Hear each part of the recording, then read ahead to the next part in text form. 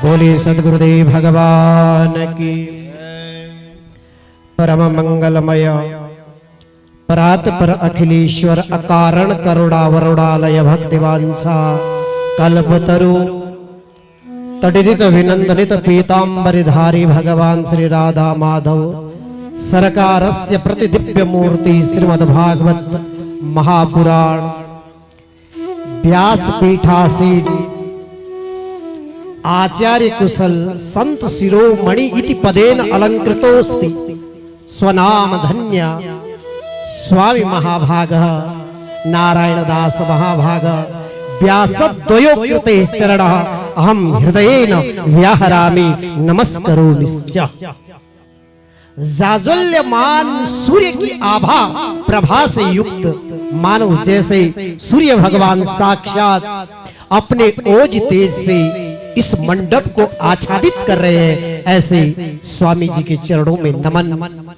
और मेरे भाई बहन, ये दास इन व्यासों की महिमा क्या गाए। जो ये अष्टादश पुराण पर बैठे हुए व्यास है ना, इनको साधारण मत समझना मेरे भाई बहन, इन्हें मनुष्य समझने की भूल मत करना।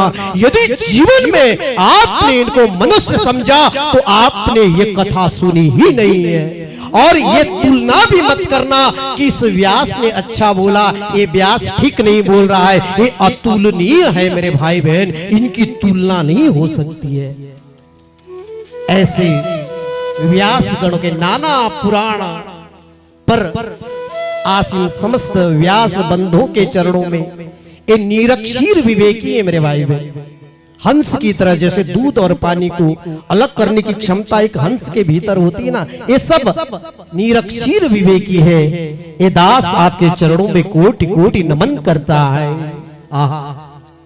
और प्रातः काल मानो स्वयं भगवान ब्रह्मा वेद ध्वनि कर रहे हैं, ऐसे साम वेद की प्रतिमूर्ति इस यज्ञ के आचार्य श्रीमान दुर्गेश बिंजोला जी आपकी वाणी को भी दास कोटिस नमन करता है। और अपने सुमधुर संगीत से इस यज्ञ में चार चांद लगाने वाले समस्त संगीताचार्यों को भी दास का कोटि कोटि नमन। और आप सभी शक्ति भक्ति श्रद्धा युक्त मातृ चरण कमलों में तो दास का नमन रहा ही है। आप सबके हृदय वृंद में निवास करने वाले मेरे राधा माधव सरकार को मैं कोटि कोटि नमन करता हूं। आप बड़भागी हैं मेरे भाई बहन। और ये जो धरा है ना, ये पवित्र हो गई है। ये धरा अब साधारण धरा नहीं रही है। जिस धरा पर कथा गंगा प्रभावित हो रही है, और एक नहीं महाराज, अष्टादश मंदाकिनी बह रही है। अरे दुर्भाग्य होगा उस व्यक्ति का जो इस गंगा में स्नान न करे। गंगा दो प्रकार की शास्त्रों ने बताई है, एक भागीरथी गंगा और दूसरी भागवती गंगा, कथा गंगा। शास्त्र कहता है व्यास जी, इन गंगा में कोई बड़ा छोटा भी है क्या?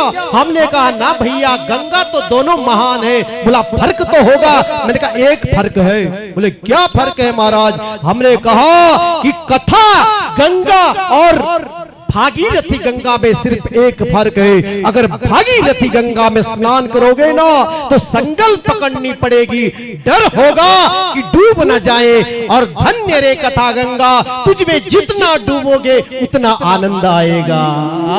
हर हर महादेव। ये कथा गंगा है मेरे भाई बहन। इस कथा गंगा में आप आए हैं और आप आचमन न करें, डुबकी न लगाएं, तो आप मोहाली जुजार नगर के लोगों ने इस कथा को समझा ही नहीं। इसलिए जीवन में ध्यान रखना, ये मनुष्य जो आपको मेरे भगवान ने बनाया है ना, ये भगवान के लिए सुलभ नहीं है। मेरे भगवान अनंत कोटि ब्रह्मांड नायक जब मनुष्य बनने का विचार बनाए ना, ध्यान से सुनिएगा महाराज, काम की बात बता रहा हूं महाराज। स्वामी जी जब भगवान श्री हरि मनुष्य बनना चाहते थे तो उन्होंने जब प्रयास किया तो क्या बन पाए? सिर्फ मत्स्य बन पाए, मछली। मछली का एक विशेषता है, वो जल में रहती है। कहां रहती है? बाहर निकालोगे तो मर जाएगी। भगवान भी मनुष्य नहीं बन पाए। भगवान का 10 अवतार की अगर बात की जाए तो पहला अवतार मत्स्य कुर्मस्य बारा नरसिंह गब्बा मनस्ता पहला अवतार भगवान का क्या है? मत्स्य अवतार है, यानी जल में ही रह पाए। फिर प्रयास किया कि मुझे मनुष्य बनना है, तो क्या बने? कुर्म। जो ये दास को पुराण मिला है ना, ये कुर्म पुराण है। कछुए के अंदर दो विशेषताएं हैं, वो पानी में भी रहता है और पानी के बाहर भी निकालोगे तो भी रह पाता है। और तीसरा पुराण हमारे आचार्य मुकेश जी को मिला है, बराह पुराण। और बराह की एक विशेषता है, पानी और मिट्टी को मिक्स करो तो क्या बनता है? कीचड़। ये वहां पे रहता है। तीसरा अवतार पशु बने भगवान, पशु। पहले जलचर बने, फिर जल और स्थलचर दोनों बने, अब स्थलचर बने हैं। और भगवान ने जो अवतार बढ़ाया कि मैं मनुष्य बनूं, तो क्या बना? भगवान नरसिंह बने। क्या बने? बोले नरसिंह भगवान की आधा मनुष्य और आधा शेर। फिर भी मनुष्य नहीं बन पाए महाराज। और भगवान का जब और प्रयास किया ना, तो बने भी, तो क्या बने? वामनस्तथा, वामन बने। क्या बने? बौने बने मेरे भगवान। हम जैसे भी नहीं बन पाए महाराज। इसके बाद फिर परशुराम बने, राम बने, कृष्ण बने, बुद्ध बने, कलगी बने, भगवान के 10 अवतार हैं। तब बने मेरे भाई बहन राम। और आपको मेरे भगवान ने दिव्य रूप दिया है। और आप अगर इस दिव्य रूप में रह करके भी अगर भगवती गौ और गंगा का आश्रय न ले पाए, तो आपका जीवन व्यर्थ है। एक कुर्म पुराण क्या कहता महाराज? ये गौ माता है ना महाराज स्वामी जी, ये दो रूपों में है, एक चल और एक अचल। चल रूप अगर आपको बताएं तो इधर जो भ्रमण करने वाली है, ये गौ माता चल रूप में चल रही है। और अचल रूप ये स्वयं जो भूधरा वसुंधरा है, ये अचल रूप है गाय माता का। और जब गौ माता अचल रूप में भी अगर आतताई इस चल रूपी गाय का रक्त इस भूमि पर बहाते हैं, तो ये अचल रूपी पृथ्वी इसको धारण नहीं कर सकती है और ये रसातल में चली जाती है। तब क्या होता है? तब मेरे कुर्म भगवान आते हैं और मेरे कुर्म भगवान इस पृथ्वी को कहते हैं, हे पृथ्वी तू आ और मेरे पीठ पर बैठ। ये इस पुराण के वेता जो है ना, पुराण के जो वक्ता है ना, ये स्वयं भगवान नारायण है, कुर्म भगवान है। और इसके श्रोता कौन है?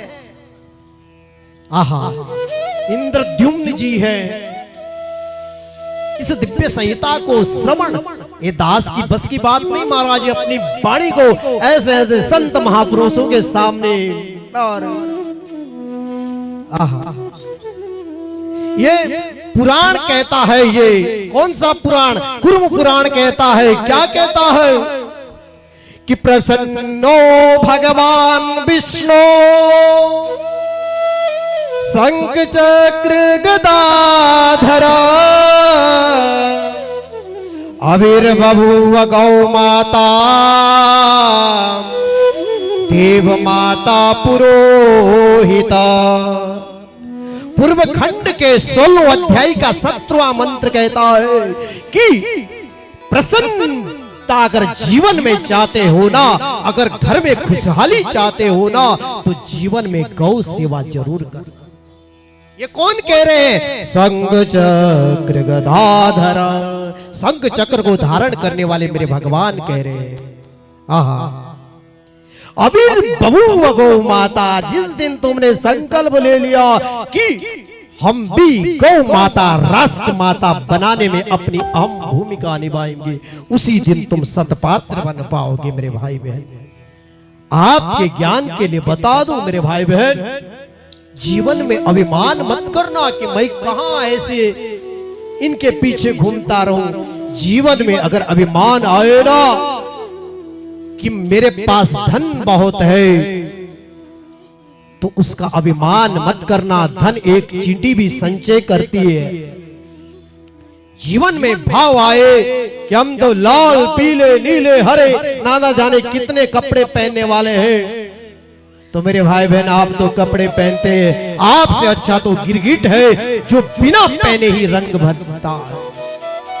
गाने का अगर जीवन में भाव बने ना, मैं अच्छा गाता हूं, अरे क्या गाएगा तो अच्छा, अरे तुझसे अच्छा तो कोयल गाता है जो सबके हृदय को आनंदित कर देता है। इसलिए जीवन में अभिमान मत करना। जीवन में अभिमान आए कि मैं अच्छा नाचता हूं, अरे खाक अच्छा नाचता है, तुझसे अच्छा तो मोर नाचता है। जीवन में अभिमान आए ना मेरे भाई बहन, कि मैंने घर बनाया है तो एक पक्षी भी घर बनाते, और जीवन में सीखना पक्षी से। पक्षी जो होती है ना, वो जब प्रजनन करती है तब ही घोंसला बनाती है, एक एक तिनका लाती है, फिर घोंसला निर्माण करती है, और जब बच्चे उड़ने लायक बन गए तो घोंसला तोड़ देती है। और हमारी मेन कमी यही है कि हम संचय करके बड़े बड़े बिल्डिंग बना रहे हैं, बड़े बड़े घर बना रहे हैं। किस लिए? अपने बच्चों को विकलांग बनाने के लिए। जीवन में यदि आपने अपने बच्चे और नाती तक की सोच ली तो आपने अपने बच्चों को विकलांग बनाया है। अरे कहां गौ माता राष्ट्र माता की बात करते हो, कहां तुम हिंदू राष्ट्र की बात करते हो? पहले संस्कार अपने घर से शुरू कर दो। संकल्प अपने आप से लो कि मैं अपने घर में गौ माता की सेवा करूंगा, मैं अपने परिवार को हिंदू राष्ट्र की प्रेरणा दूंगा, तब ही आप संसार को प्रेरणा दे सकते हैं। आप बातें तो करते हैं महाराज व्यास आदि शब्दों की कि हम इस मंच पर बैठे, लेकिन अगर हमने जीवन में उतारा नहीं है मेरे भाई बहन, ये जो व्यास गण बैठे हैं ना यहाँ पर सामने पे, ये सब विद्वान हैं, परम विद्वान हैं। दास तो सिर्फ इनसे एक ही निवेदन करता है, आप विद्वान हैं, जीवन में रखिएगा कि मैं विद्वान हूं, लेकिन जीवन में इस पीठ पर बैठ करके कभी ये मत सोचना कि मैं ही विद्वान हूं। अगर हमने जीवन में ऐसा सोचा कि मैं ही विद्वान हूं तो फिर सिस्टम बिगड़ जाता है। इसलिए जीवन में मेरे भाई बहन हमेशा उस परमात्मा को याद रखिएगा। इस पुराण पर ये दास गा सके कुछ, जिसकी गाथा वेदों ने कहा है, इस पुराण ने कहा है, गायन्ति सिद्धा किल गीत कानी शरणम च गाओ चरणम च विप्र तेषां मथेनां भवमुक्तिये त्वां कृतिम शरण्यम शरणम प्रपद्ये। अगर जीवन में कुछ पाना चाहते हैं तो गाय और ब्राह्मण को मत भूलना। जिस दिन तुमने गाय और ब्राह्मण की शरण ले ली, जीवन का सब कुछ तुमने जीत लिया। समय की मर्यादा है महाराज। ये दास भी चाहता है कि सुभाष बंधु ओम बोले, हरिओम बोले, इससे पहले ये दास घड़ी को देखते हुए अपनी वाणी को विराम दे। आपसे एक ही निवेदन है कि ये जो कथा पुराण है ना, इसका एक यही नहीं कि सुना व्यास जी ने और चले गए घर में प्रसाद खा करके, इसके मूल कारण को समझिए कि इतने इतने मनस्वी तपस्वी याजिक यहाँ पर बैठे हैं, ये क्या कह रहे हैं। इनकी बात को यदि तुमने अपने घर तक ले दिया तो मैं दावे के साथ कह सकता हूं कि आप गौ माता राष्ट्र माता हो, चाहे हिंदू राष्ट्र की जो कामना है उसकी प्रेरणा लोगे तो निश्चित उस समय आएगा कि ये संभव हो जाएगा। अंततः संत चरणों में नमन करते हुए और विप्र चरणों में दास वंदन करता है। चाहता तो दास भी था कि अपनी वाणी को पवित्र है महाराज, लेकिन हमारे अग्रिम वक्ताओं को कोई बाधा ना पहुंचे, ये दास अपनी वाणी को विराम देता है।